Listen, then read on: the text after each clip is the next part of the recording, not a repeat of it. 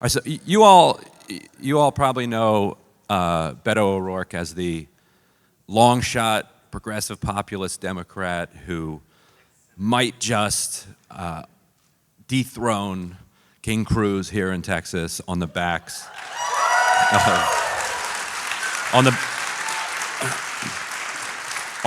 backs of millions of small donors kicking in 3, 5, 10, 25. We just met somebody in the back who's giving $50 a month.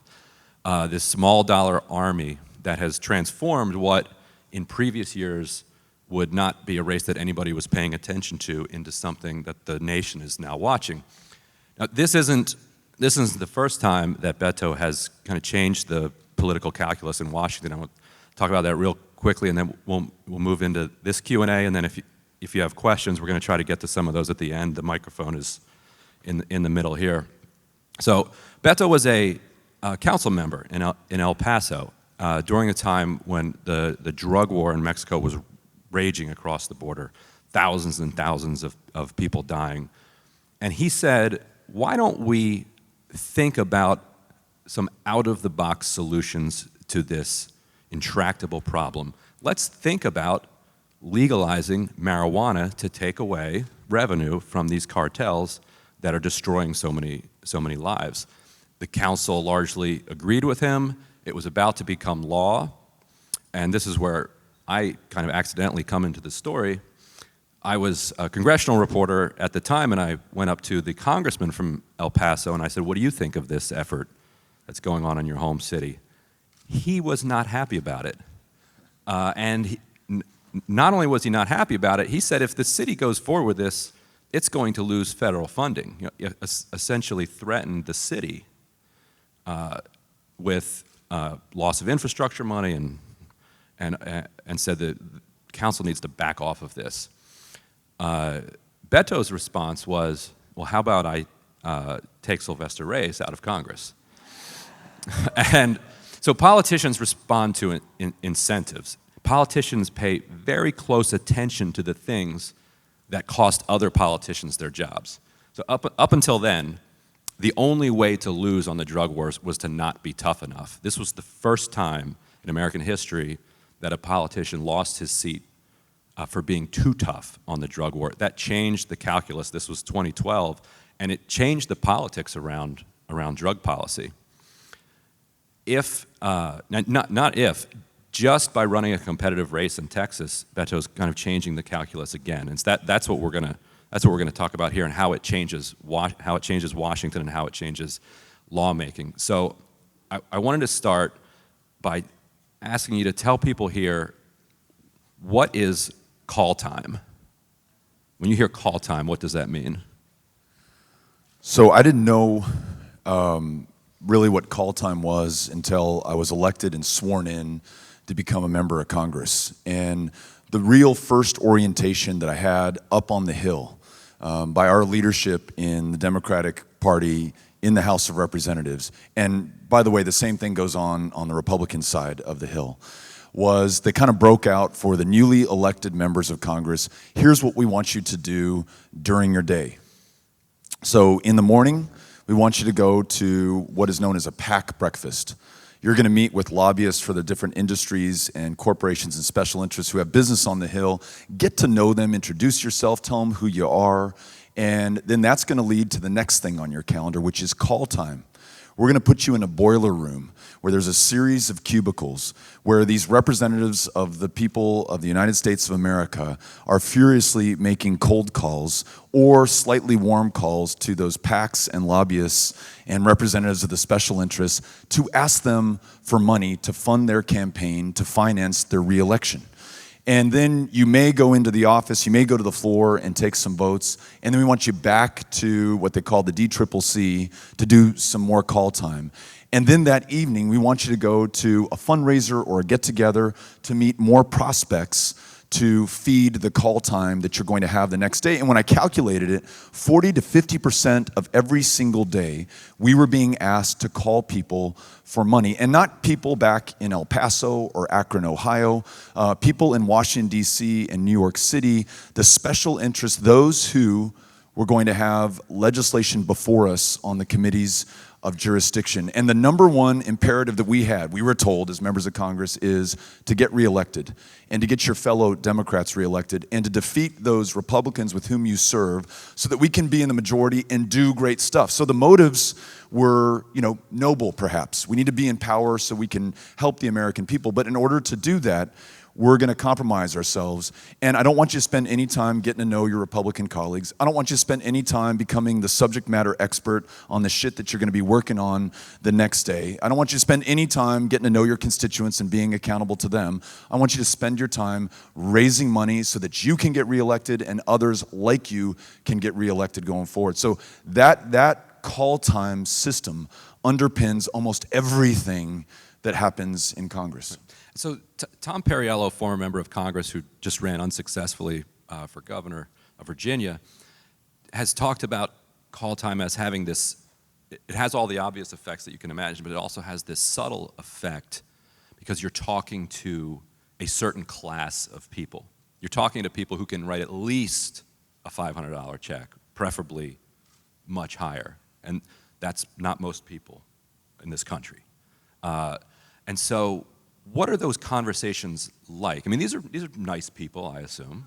I'm sure it's a friendly conversation, and they're probably not always just talking about their own business interest. It's not that transactional. But when those conversations are unfolding, what are the things that are being talked about? Yeah. So it kind of depends. And do you have notes in front of you? Like, do fundraisers say, like, absolutely. Ask about his wife? Or right. So it kind of depends on the call time that you're doing. I just had a chance to see Cassandra Hernandez-Brown, who's one of our city council reps in El Paso, David Stout, who's one of our county commissioners in El Paso as well.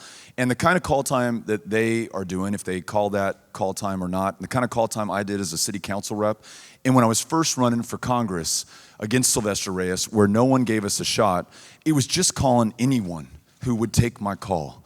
I went to elementary school with you. Hey, this is Beto. Remember me? I was in your social studies class. Listen, I'm running for Congress, and I know this sounds crazy, but could you give me $250? Called my wife's gynecologist, and I said, listen, we don't know each other directly, but I'm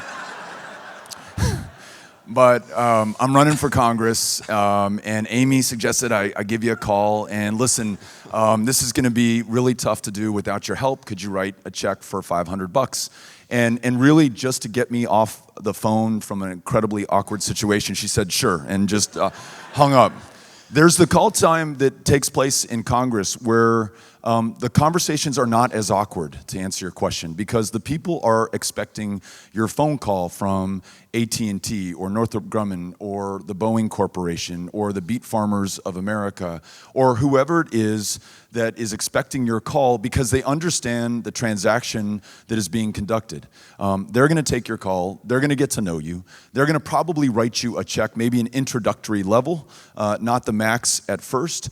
And in return, you're going to provide access to them. When they want to come to your office and talk about the defense bill, the farm bill, the telecom bill, the bill that will allow ISPs to collect your private browsing data and sell it to the highest bidder, they expect that you're going to answer the phone call or answer the door or welcome them in, and that you're going to take into consideration their point of view. And as Lawrence Lessig, who's just been wonderful on this issue, talking about kind of the unconscious, perverse corruption that takes place, it's not going to change who you are in any fundamental way, but at the edges, on the farm bill, or perhaps you're not on the defense committee and you could care less what's in the defense bill, but you know that there's a $10,000 check coming from Boeing, why piss those guys off? Why not just vote their way if it's no skin off your back and you don't understand the issue very well to begin with? So as the way Lessig puts it, issues 1 through 10, on which you ran for Congress, what you want to do for your constituents, no amount of money is going to buy you.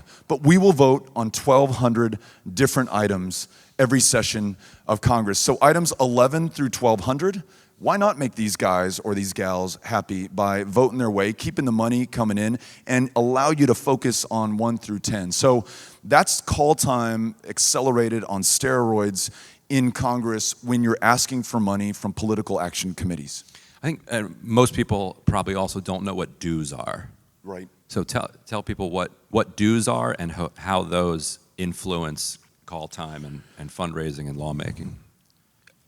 So when it comes to dues, member dues, you're a member of Congress and you will pay dues to the Republican National Campaign Committee or the Democratic Congressional Campaign Committee. Those dues are supposed to fund the re-elections of your more vulnerable colleagues or the elections of Democrats out there who are going to defeat vulnerable Republicans. And they'll say, Beto, you're a new member of Congress. You're not on any important committees. You're just on House Veterans Affairs. You're only serving veterans. They don't have any PACs or no corporations involved. We don't expect you to raise a lot of money. So you just owe us $150,000 this year that we're going to put into the kitty and distribute back out across the country for those stated purposes. However, Congressman X, you're on energy and commerce. Therefore, you are overseeing and regulating the pharmaceutical industry, the hospital industry, the energy industry, the telecom industry, the internet service provider industry. There are a lot of people with a lot of money, a lot of corporations, and a lot of PACs. Therefore, your dues are going to be $500,000 or $1 million a year. In the way that I just described, that transactional relationship, that my stuff's going to be before your committee, and I want you to listen to me. And so I'm going to contribute to make sure that you are paying attention. That is literally spelled out, which is almost unbelievable to me, in black and white. And again, this is not just a Democratic Party issue. This is an issue of both parties. But if I could just editorialize for a second, I at least think that Republicans have some intellectual consistency on this one. They support Citizens United in many cases. They believe that money is speech. Corporations are people, and therefore corporations should be able to spend unlimited amounts of money to purchase the outcomes of our elections. Democrats decry this stuff. The sky is falling. This is the worst thing that ever happened to our democracy, but I'm not going to unilaterally disarm, and I got to keep playing this game until we get in power, and then once we do, we'll change the system. We'll pull up the ladder, and we'll make sure that it's fair and equal and just again. And so, as a Democrat, I feel like we have a special opportunity, obligation, responsibility, and if people are not going to accuse us of being hypocritical, we've got to start walking the talk if people are going to vote for us again going forward.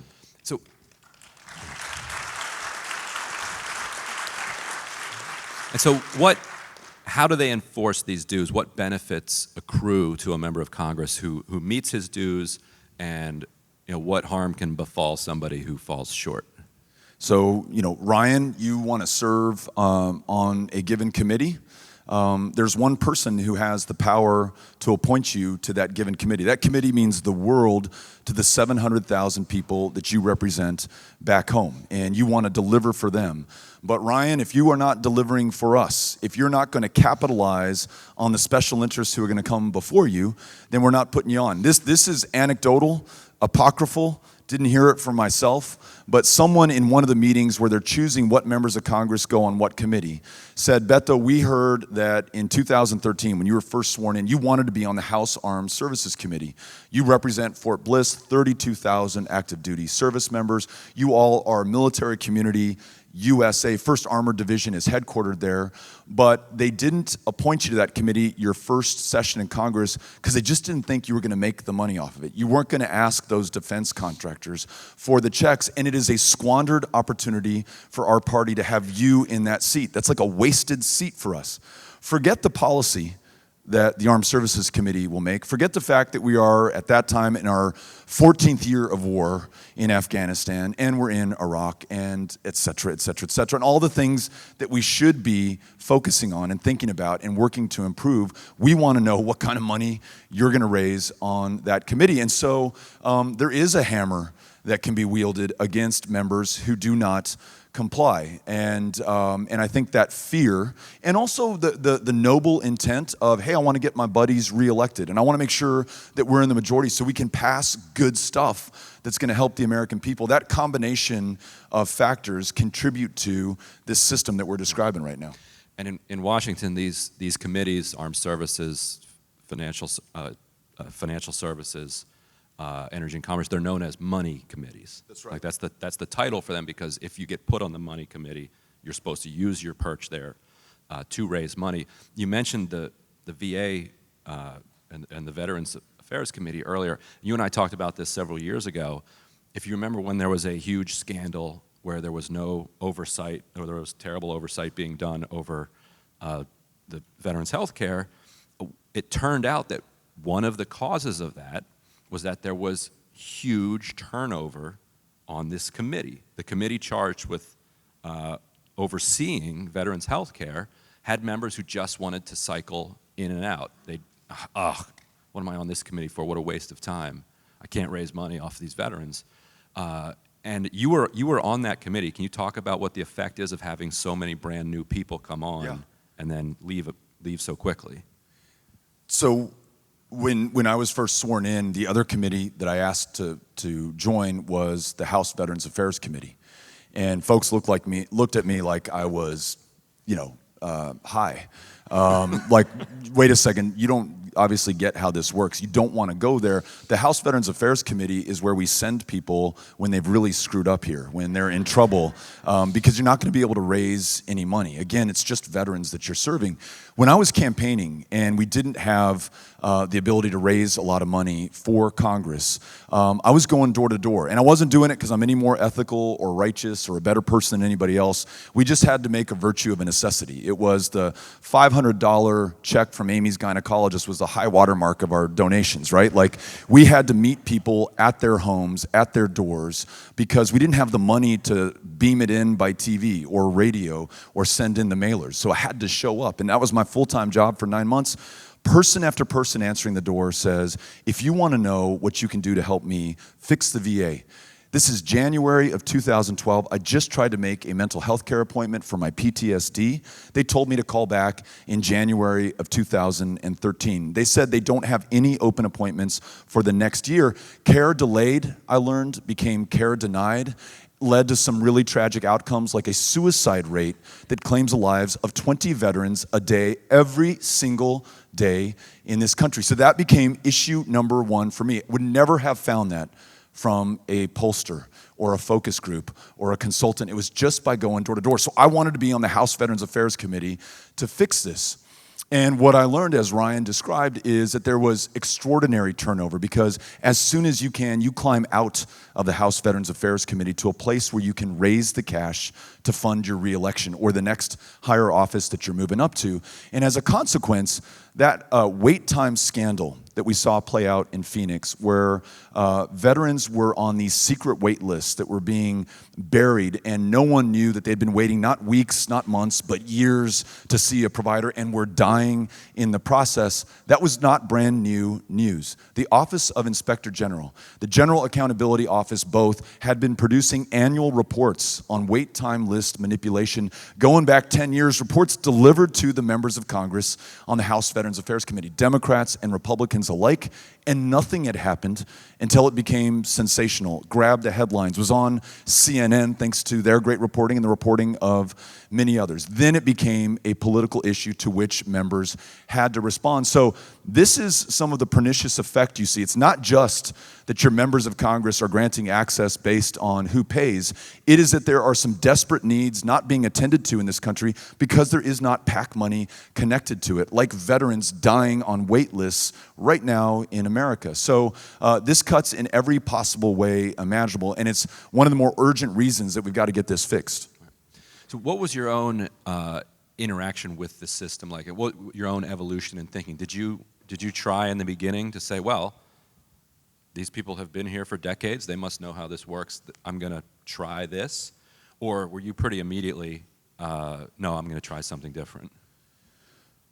So I won the primary election in El Paso in 2012, and that election is dispositive. You've won the Democratic primary, you will be the next member of Congress from El Paso. Almost overnight, political action committee checks just flood in, rain down on us from everywhere, unsolicited. Didn't even know that some of these PACs or industries or interests existed. And we thought it was great. No more awkward phone calls to Amy's gynecologist. These folks are going to fund the campaign going forward, and I can focus on the work that I want to do. We get into Congress in 2013, and like just about any other member of Congress, I hired a Washington, D.C. based fundraiser who puts me in those call time boiler rooms to call those special interests, those PACs, introduce myself and say, hey, could you write a $5,000 check to the campaign? It's really important that we show strength right out of the gate so that we do well and that we don't have a challenger and I can focus on delivering to the people of El Paso. Didn't feel right to me, and I'm sure it doesn't feel right to anybody doing that, but I just thought that's what we do now that we are in Congress. But within that first session of Congress, that first 2-year session, there was a PAC meeting that kind of stood out to me. I was meeting with some really great farmers of a special farming industry. And they said, hey, we just want to have lunch with you. We want to tell you about what's important to us in the Farm Bill. You don't know anything about what we do. We want to bring you up to speed. And I said, great, let's get together. And I also knew that meeting with them was a great way to ensure that maybe ultimately they were going to be supportive of us in the campaign. Whether that's conscious or unconscious, that's part of the deal. And sure enough, they supported us. They wrote a big check. I think it was $10,000. Then the Farm Bill comes before us on the floor of the House of Representatives. And there are several amendments, including one amendment that is going to favor this group that I just had lunch with, that just wrote me the $10,000 check. And the recommendation from my staff, the legislative assistant who works for me, who covers farm policy, is, Beto, do not vote for this. It does not make sense. It's not a good use of taxpayer resources. And so I voted against it. I wouldn't have told you this story if I'd voted for it, right? So I voted against it. And I was nervous. I get a call that evening from my DC fundraiser, and she's like, what in the hell are you doing? That's the last time you'll ever get a check from them. And I said, that's it. You know what, loved working with you, but we're done. I'm not doing this anymore because this is fucked up that thought is even going across our minds right now, that we would vote a certain way based on money coming in or potentially coming in. And it explains so much of the dysfunction in that place, because the news to me, when I got there, is not only how screwed up fundraising is and how fundamental it is to everything else that occurs there, but most of the people that I work with are decent human beings. They're good people who came there for the right reasons. They want to do good by and for the people who sent them up to Congress, but they've been compromised by this system. And that's why this place fundamentally does not work. And so we have tried not just to say the right things, vote the right way, introduce the right legislation like the PAC Act, but going back to that moment, that was my road to Damascus.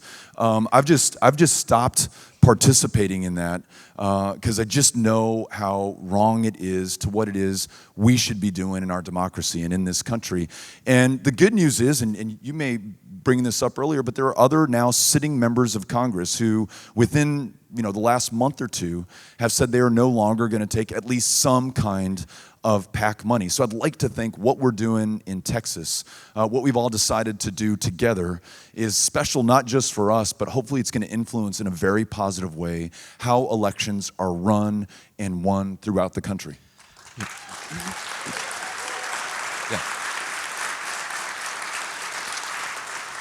And so let's talk about that for a while, because it's one thing to lay out lay the system bare and show what's wrong with it. But if that's the system, those are the good people can quit, say I'm not participating in this, but the system is still there and the incentives are still driving. So you're going to have enough people that are willing to participate in this system. There needs to be a counter system, and that's what I think is so interesting about your race here. Because members of Congress, they want to move up. They want to move to bigger committees. Some of them want to move from the House to the Senate. Some of them want to move from the House, Senate to the governorship and to the White House. And there has to be a path that they can see to getting from A to B to C. And I think your race is showing that. So showing that there's another way of succeeding in politics. You don't have to just quit.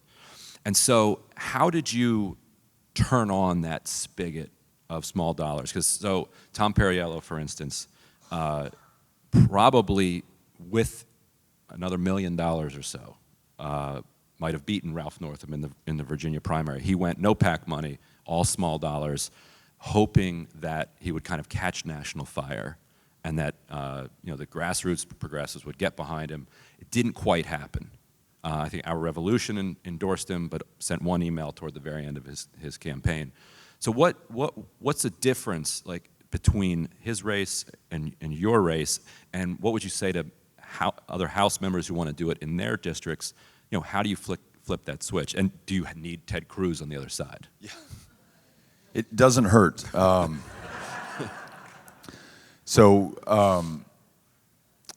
think you just gotta get out there and you gotta be yourself. And there is, democracy is thousands of years old, and the formula is pretty simple. Get out in front of the people who are going to decide the election, those that you want to represent and serve, and make your case to them directly.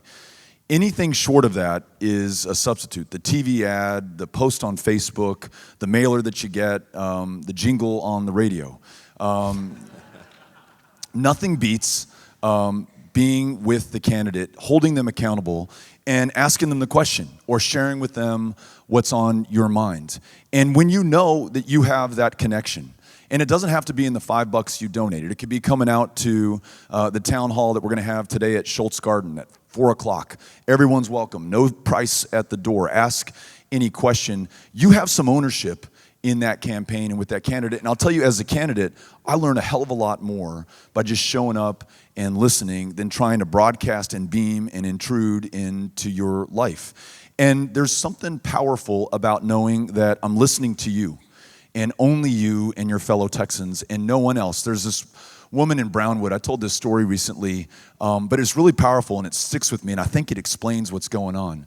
Brownwood, Texas, stands up at this town hall meeting, says, I'm an independent, which we know means she's a Republican in Brownwood, born with a .22 in my hands, grew up on a ranch just outside of Brownwood, have 46 grandkids.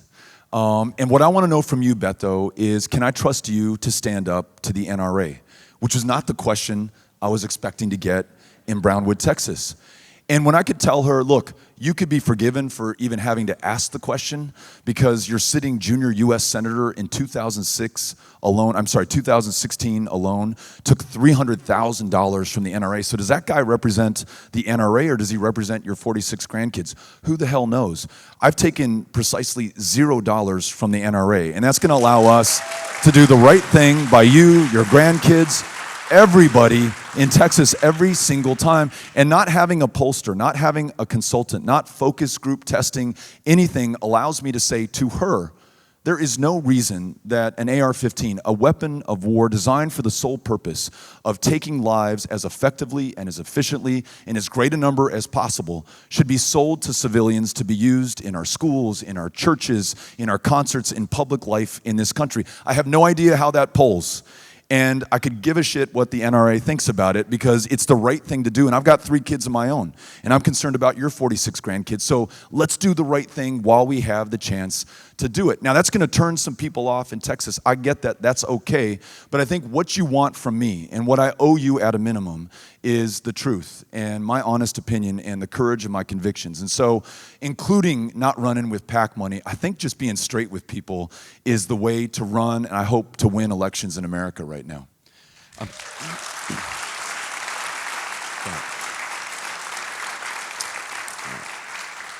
I'm curious what you're hearing from your colleagues back in Washington who are watching this race unfold. Because on the one hand, it's a very good thing for the party in the sense that it allows Democrats to expand the map. There was no scenario in which Chuck Schumer was looking at all of the seats that he had to defend and was going to say, okay, we're going to invest several $1 million of the money that we're raising from special interests to try to unseat Ted Cruz. We're just not going to try it. It's too much of a long shot. Right. But kind of Democratic voters and people said, no, let's try this. You don't have to fund it. We're going to fund this. So in that sense, it expands the map of what's possible. You do that in enough states, and some of those are going to hit. On the other hand, it's a threat to the entire consultant class in Washington and to the way that they understand how to do politics. So what has been the reaction back in D.C. to the success at making this a competitive race? So the honest answer is I don't know. I mean, colleagues of mine are excited about what they see happening in Texas. I think it is encouraging to them. To the degree that they're curious or interested and ask me, I say, listen, when you are freed from talking to PACs and these corporations and these special interests, then you can spend the time in LaGrange, where we haven't had somebody show up in 40 years. And the only way most Democrats know about LaGrange is the ZZ Top song. You can go to Sabine County, where they haven't seen a candidate of either party for a statewide office show up in more than 30 years. You can go to Stonewall County, Texas, where the county judge there tells me they haven't seen a candidate run for Senate from either party in forever, and he has the archives in the county courthouse.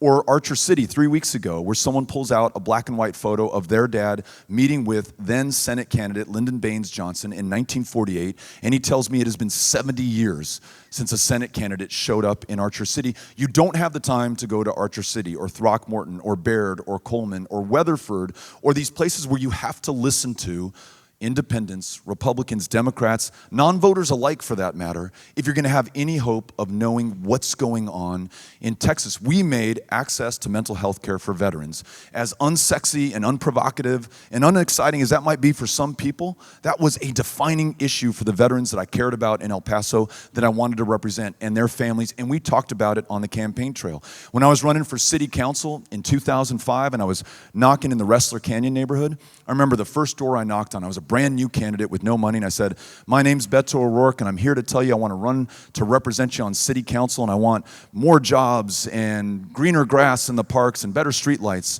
And the first person says, if you want my vote, you're going to make sure that we save Wrestler Canyon, because the developers are going to ruin this beautiful arroyo and all this wildlife and our heritage, and that's what I want. Second door I knock on, I do the same pitch, I get the same answer.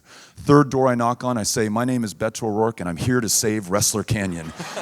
So only by going to these communities do we learn the issues that are most important to those voters. Democrats used to crush it in Archer City and in Baird and in Coleman and in Texarkana and in Lufkin and in Nacogdoches and in Pearland. Democrats can crush it again, but it's because it's not about party. It's about showing up and listening and learning. We were in Johnson City, and the mayor of Johnson City says, try getting a job in this community or finishing your education in Johnson City when you cannot get online. 46% of rural Texas, red Republican rural Texas, does not have broadband internet. It was LBJ in 1937 who worked with FDR on the rural electrification project that brought electricity to Johnson City in the first place. Democrats showing up and listening to those people in those places can be the ones who lead the way on investing in Johnson City and in Blanco and the other parts of Texas. No me importa, doesn't matter Republican or Democrat. We're going to show up, listen, and fight for them,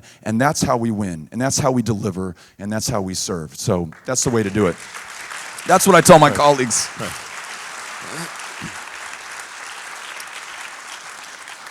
What do they say? Are you getting a sense that they're exploring this alternative idea that, well, hey, maybe I could do this too? Or does it just seem like, well, maybe that's a young man's game and I can't hit all these doors? The test or the proof will be in what we see other candidates doing. There's a colleague of mine, I know you know Ryan, you all may not know him, but follow him and check him out, Ro Khanna from California. He was the one with whom we wrote the No PAC Act that would try to legislate removing PACs from the equation. It's probably, if you polled it, which we haven't, 99.9% of America would love this idea. 0.1% of Congress loves this idea, though, because it would compromise people's ability to get reelected. And I think Ro and I have had the conversation that the only way to do this is not to legislate it. I don't know if we're going to get an amendment to the Constitution to overturn Citizens United. What we're going to do is win elections. And this might become the new litmus test for voters. They'll say, listen, I'm happy to consider voting for you, but first I want to know, who are you taking your money from? Who's supporting your campaign? Who are you listening to?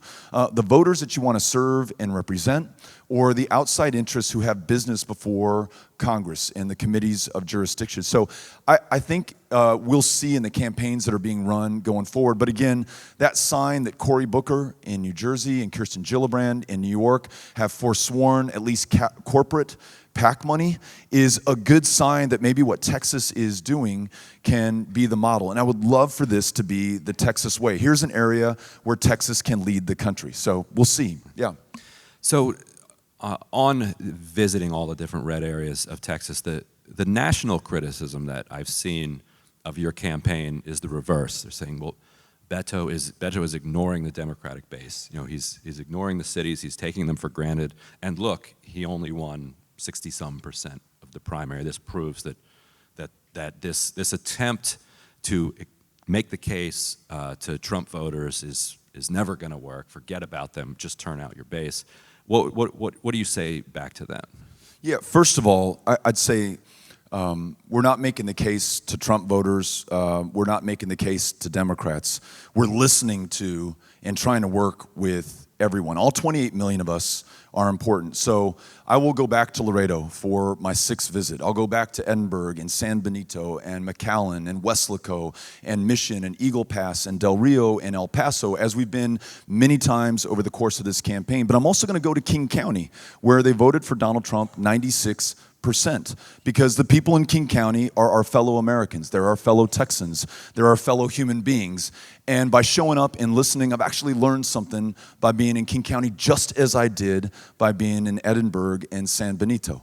And in terms of the outcome in the primary election, first and foremost, thank you all for giving me the chance to be your nominee going forward and to have the opportunity to run to represent the state of Texas. This is amazing, and I'm grateful, and it's a terrific honor. To finish 38 points ahead of the closest competitor when no one knew what my name was 8 months ago, coming from El Paso, Texas, which has produced precisely 0 statewide victors in the history of the state of Texas, to do this on the power of people, $5, $10, $15 at a time, feels really good. And we're going to continue to go back so that whether you're in the Valley or San Antonio or here in Austin, and I'll remind everyone that we're here in Austin, I'm going to make sure that you are not taken for granted. But I also want to make sure that if you're in Paris, Texas, or Cooper, or Pittsburgh, or Pecos, that you are not written off, and that we show up and listen to you as well. And listen, this may sound naive, it may be unsophisticated, it is absolutely, at least in my opinion, the right way to run. And I think perhaps, given the fact that the last time a Democrat won a U.S. Senate seat in the state of Texas was 1988, 30 years ago, Lloyd Bentsen, this may be the only way to win. So everyone is important. We'll listen to everyone. We're going to fight for everyone, Democrats, Republicans, independents alike. Yeah, thanks for asking. And I think some of the assumptions embedded in that criticism are that if you're going to these red areas, then you're bringing a moderate to conservative message to them. Say, I'm not, a kind of Republican light message. I know, you've come out, for instance, though, in support of Medicare for all. How does Medicare for all play in those areas? Because I think in Washington there's an idea that only people on the far left support this, but that has not been my experience in talking to conservatives, independents, and Republicans. How do they respond when you bring up progressive populist ideas, not centrist, conservative-ish ideas, but actual things that in Washington they'd say they're going to hate that? Yeah, and so if anyone's concerned that, hey, Beto, what you say in Austin or El Paso is different than what you say in Booker or Canyon or Amarillo, one of the great things I like to think about this campaign is it is the most transparent, perhaps overly broadcast campaigns in the history of the state of Texas. We have live streamed hundreds, thousands of hours of town halls, of eating Whataburger, of taking down donuts, of having conversations with the people that we want to serve and represent. So you can go watch the town hall in 73% for Donald Trump Amarillo and see what I said. Hold me accountable. Check me on this. You can watch what somebody told me at a town hall in Wichita Falls, which is as conservative as they come, as you can do from that town hall that we just held in Edinburgh in the Valley 3 weeks ago. So that's one way to keep us honest in this campaign. But to your question, I'll be in a place like San Angelo. I was just reading my journal from the week between Christmas and New Year's. My wife, Amy, was brave enough to get in the truck with me and our 11-year-old Ulysses, his sister Molly, and their brother Henry, and travel West Texas and go to Rankin and Roscoe and Sweetwater and all these communities. And I kind of kept a journal of what I was hearing at these town halls. San Angelo, Texas, a guy comes up to me at the end of the town hall and says, Beto, this has been a really tough year for us. In February, my dad took his life. He had medical bills that were so high, he was convinced he was a burden on the rest of us, and he just literally could not live with that. But we just had Christmas dinner 2 days ago. We are all in on what's going on right now. We love the fact that you want to make sure that everyone can see a doctor or a provider or afford that surgery, that medication, and that no one has to worry about it based on luck or circumstance or a function of their privilege. The next day, my journal tells me, I was in Amarillo, Texas, and a guy came up, told me that his brother had taken his own life. In Republican Lufkin, a woman tells me that her brother gets arrested on purpose to go to the county jail to get mental health care that he cannot afford because he is not insured. The county jail system in the state of Texas, single largest provider of mental health care services in the state of Texas. In deep red, Weatherford, Texas, a school teacher last month died of the flu. In the year 2018, could not afford her $120 copay for her flu medication. People get this in every single part of the state. They will not be divided by party. No party has a monopoly on good ideas. Folks know this, and they want to make sure that there's a champion for their kids, their teachers, their brothers, their dads, the people in their lives. And when you add to this, and we share it everywhere we go, including the most conservative places, that this state leads not just the country, but the developed world in the rate of maternal mortality. And for African American and Hispanic moms in this state, the rate of death is 3 to 6 times as high. No Republican thinks that's a good thing, no independent, no Democrat. Everyone wants to make sure that every woman can get that cervical cancer screening, can see that provider, can get that help that will make the life or death difference for them. And so we'll talk about that. We'll listen to that everywhere we go in Texas. And one other point, I got to share this with you because I just learned it the other day in deep red Tarrant County, the largest reliably red urban county in the United States of America. Arlington, Texas. We lead the country right now in this state in the rate of maternal mortality. Tarrant County leads the state in the rate of maternal mortality. And I asked the folks at the meeting, why is this happening? Tell me what we can do. They talk about the things like in Arlington, no mass transportation. There are certain people of a certain income level, of a certain color of skin that we don't want riding buses into our communities. But those same people cannot take buses to family planning clinics or to see a doctor or to go to a community health center and literally save their lives. When you have the lowest rate of insured in the country, and it's particularly bad in places like Arlington, it's no surprise that we're losing our fellow Texans. So that may be a red part of the state, but we're going to be talking about and listening to people on this issue in that state. So anything that we believe in, that we talk about, let's believe in and talk about it everywhere that we are across the state of Texas. Anyhow, thanks for asking me about that. And you've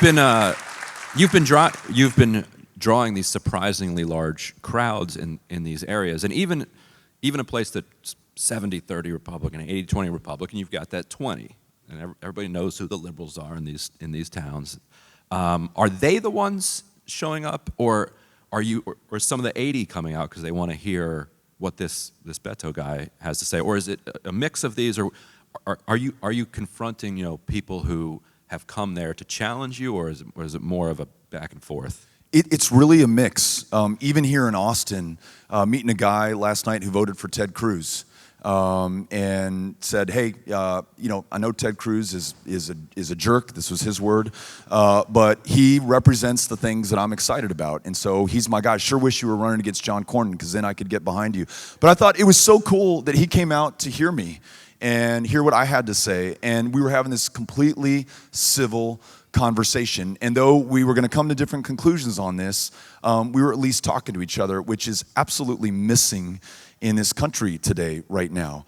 So going to Paris, Texas, where we were last week, and the folks who are shaking our hands at the end of that town hall, many of them told us, listen, I'm going to be voting in the Republican primary, because just like in El Paso, as a Democrat, once you've selected the Democratic nominee in the primary there, you don't even have to show up in the general. That person will win. In Paris, it's the Republican. So they say, to select my county commissioner or county judge or member of Congress, I vote in the Republican primary, but I will be out there for you in November in the general election. There are others who have been working in the wilderness. They are the Democratic county chairs and precinct chairs who've been laboring without any love or any resources or any attention, showing up in Atlanta, Texas, 2 weeks ago.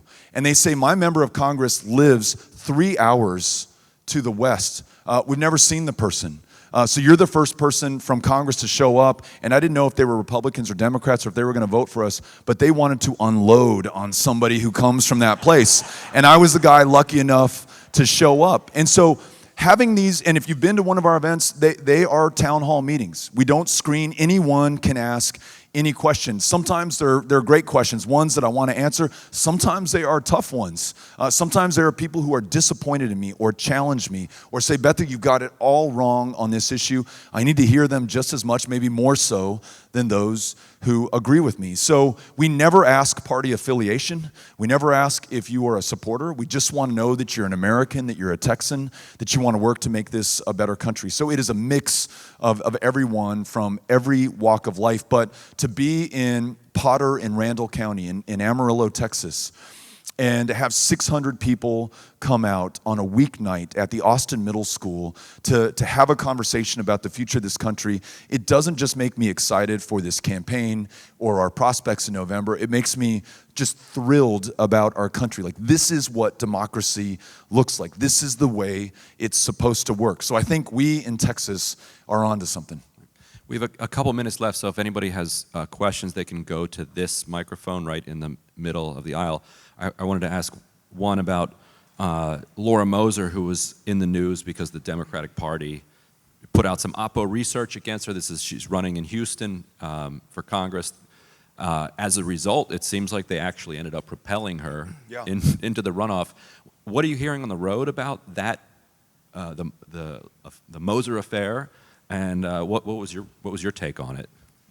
So first of all, this is one of the bright lights in Texas, that the seat consistently held by a Republican for perhaps as long as we can remember is being vigorously contested by, I think there were 7, 8 Democrats in the primary, many of them well-funded, all of them doing their best, bringing out net new voters and supporters, friends, family members, classmates, colleagues, and neighbors. And the DCCC decides that for some reason they have to get with your money. involved. Without my money. I paid 0 dues to the DCCC, and I've never been more excited about that fact. So none of my money was used to do this. But why in the world do you in D.C. want to get involved in this race in Houston and try to put your thumb on the scale, but in a ham-handed way actually lifted up Laura Moser and gave her an great opportunity to fundraise? I think she raised $100,000 over the next 48 hours. So if the DCCC was trying to design a program that would have elevated her name, given her a better chance, they couldn't have done better than what they did by opposing her. So I don't think that worked, in other words, to answer your question. And I think we all want the DCCC and the DSCC and any other outside organization to just stay in Washington, focus on their things. We want Texas to decide the future of Texas and our contribution to the rest of the country. So that's the way we're going to proceed in this race. Congressman, thank you so much for being here today, and thank you for running a campaign that puts people over politics and party. I think that's really extremely refreshing these days. For me, my question comes down to the average person, right? We've got all these divides. There's a urban-rural divide is the one that I'd want to focus on. For people like myself who live in a city, and I would imagine many of the people in this room live in bigger cities, how, we can't just take a bus out to rural areas. That would look weird. How do you suggest engaging in more rural parts of the states that we live in to start bridging some of these divides in a way that is constructive? Yeah. So first of all, in terms of your participation in this campaign, wherever you are, in whatever community, including Austin. I get asked this question too often in Austin. Hey, we're in this blue bubble, sometimes people will say, and so I don't know what we can do. And your vote counts just as much as anyone else's vote in any other part of the state.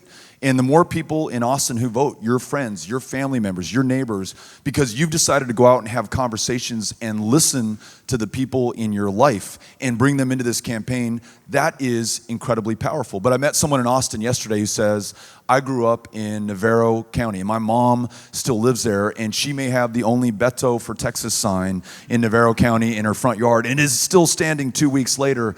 And she said, I am going to go back to Navarro County, and I'm going to go knock on doors because I went to grade school and middle school and high school there, and I want to go talk to the people that I grew up with and share with them why this is the election of our lifetimes and why they need to make a decision first and foremost to vote. And I want to make sure that it is an informed decision based on what I care about and what I believe, but I'm also going to listen to them and find out what they care about and what they believe. So in your own neighborhood, in your own life, with the people who are most important to you, on Facebook, on Snapchat, on Twitter, on Instagram, taking a picture of where we are right now, sharing in your own words why you came out, what you learned, why this election is important to you, that is so incredibly powerful. Please keep doing it wherever you live. And no, you don't have to bus out to somewhere else. It's taking action in your own neighborhood. That's the way that we win. So thanks for asking. Appreciate it. Thank you. Congressman, thank you for being here, and thank you for putting your values into action. You talked a lot about this morning, the influence of money in politics, and we talked a lot about the role of the two parties in that as well. I'm wondering, I know what you're doing in the near term to try to separate that out. I'm wondering in the midterm to long term, is the two-party system just not going to be a solution for us as a country, as a democracy in the long run? I think that the two-party system is just inherently limiting to the kind of debate that we are owed as purportedly the world's greatest democracy. I was struck when I visited Israel and got to meet members of the Knesset. And I probably met 12 different members of the Israeli parliament, and all 12 of them belonged to 12 different political parties. And the vigor and the intensity of the debate and the discussion was something that I sometimes find missing in our Congress. I've been in Congress for over 5 years. You know how many debates that we've had on gun safety? 0.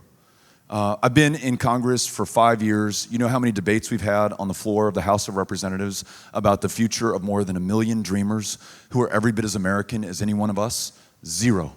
The CDC is prohibited from even studying gun violence, as though we are scared of the facts and the information and having that informed debate. So yes, I think if there were fewer party bosses and more independent members of Congress representing their constituents, having the courage of their conviction, we would get more democracy in this country. So whatever way we can make it happen, either being a Democrat who's as independent or a Republican who's as independent as possible, or I know we have some actual independents who are running without the backing of either major party. God bless you, go after it. I think that's good for America. So yeah, let's see more of that. Thanks.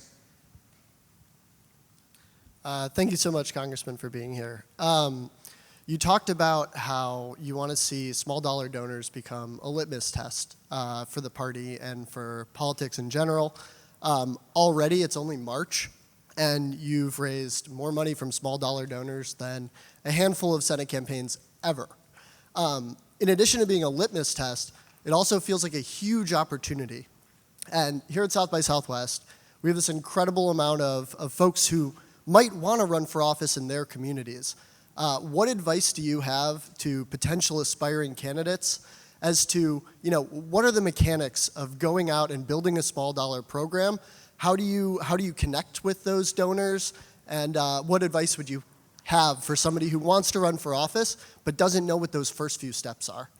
Thank you. Yeah, thanks for the question. So let me go back a few years to the early 1990s and going to my first punk rock show, and it just absolutely blowing my mind and changing my life. And I wanted to do that. But how the hell do you start a band? How do you write a song? How do you put out a record? How do you book a tour? And it was this, only special people who know the password or the handshake get to do that stuff. Us normal people, we don't get to do that. But the whole ethic and spirit of punk rock was really just about doing it yourself. And I sent away for Maximum Rock and Roll's guide I think it was called Book Your Own Fucking Tour. And we started a little record label in El Paso, Western Breed Records. We pressed a 7-inch record with 3 songs on it. We wrote our own songs. I played my guitar just as badly as any other punk rock band that I'd seen. And we toured the country playing church halls, basements, living rooms, street corners, public parks, anywhere that we could. And that spirit and that ethic, I think, is at play in what Texas is doing right now. And I've met so many candidates just here today as we were walking in. There's no secret to this. Do not let anyone, any consultant, any professional tell you otherwise. It is as simple as putting your name on the ballot and knocking on your first door and putting up a website that you could design yourself. And the more honest and real and authentic it is, the better. It does not have to be slick or produced, and that might even be a negative right now. And hooking up with somebody like Act Blue that can facilitate the contributions. And I say that because I know that you work with Act Blue. We use Act Blue. There may be other providers who do that. Use them as well. We've just found that this is an amazing way for your $5 to make the difference, whether it is in a race like mine or some other race in some other part of the country. So just get after it. And I don't think I even have to say that right now because so many people are getting after it. It's the first time in 25 years that every single one of the 36 congressional districts in Texas has a Democrat either as the incumbent or challenging a long-term incumbent. Folks they're booking their own lives and their own tours. They're getting out there on the road, and it's absolutely beautiful. So let's just see more of it. So thanks for asking the question. Yeah.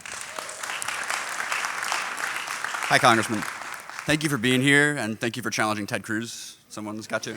Absolutely. My question is, I'd love to hear your thoughts about what we can do to amplify small dollar donors and make it easier for candidates who want to rely solely on small dollar donors through public financing, either a matching system, which I know you've supported in the House, or a voucher system, which Ro Khanna has recently introduced. Yeah, so I think these bills make a ton of sense. If a critical number of small dollar donors get behind a candidate, then there's some kind of matching system that kicks in that ensures that candidate is viable, and we get a little bit more of a level playing field between challengers and incumbents at a time. If you look over the last 50 years, the rate of reelection to the House and the Senate is 93%. Something's really wrong there. That place looks nothing like America, and we have to refresh and renew. So I like that idea. I like Ro Khanna's No PAC Act. I like a lot of the great ideas out there. They are going nowhere.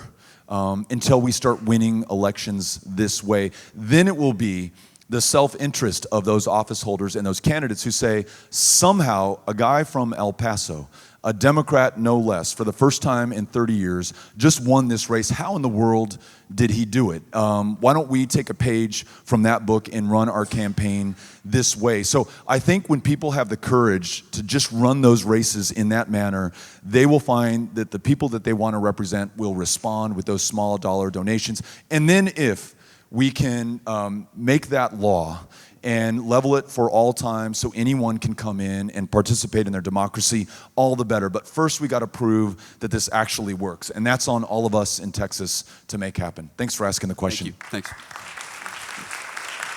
And this will be the last audience question. All right, Congressman, thank you for coming out. My name is Malik Allen Spears. I just wanted to say, Beto, if I can address you personally. Please. So you spoke a lot about a lot of things, and I really like to talk to you about all those things, but I really just want to get your opinion on this here. So how do you feel that we can ensure that people can have an open dialogue and we can have civil discourse while we're navigating this turbulent time that we live in? Because between major news outlets, social media, and the current political climate, we just don't know what's really going on in the world.